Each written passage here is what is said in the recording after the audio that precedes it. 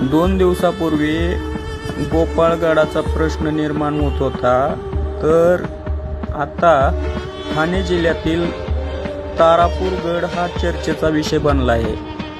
तर तारापूर गडमध्ये जे की एक प्रायव्हेट प्रॉपर्टी म्हणून तारापूर गड वापर करत आहे।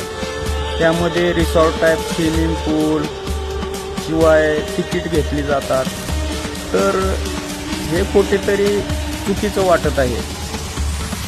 जेव्हा छत्रपती संभाजी महाराज तारापूर, शिरगाव, आशेरी, डहाणू या मोहिमावर होते, त्यावेळेस तारापूरवर देखील पोर्तुगीजांना सळो की पळो करून या गडावरून हाकलून दिलं होतं पोर्तुगीजांना।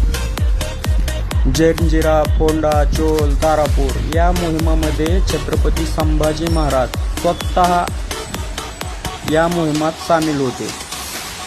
शेवटी हा किल्ला चिमाजी आप्पा पेशवे यांनी 1739 मध्ये मराठा साम्राज्यात सामील केला। तेव्हा अशा वास्तूचं पावित्र्य आर्किओलॉजिकल सर्वे ऑफ इंडिया या डिपार्टमेंटला असावं असं प्रत्येक शिवप्रेमींची इच्छा आहे। तेव्हा लवकरच हा किल्ला देखील मुक्त केला पाहिजे।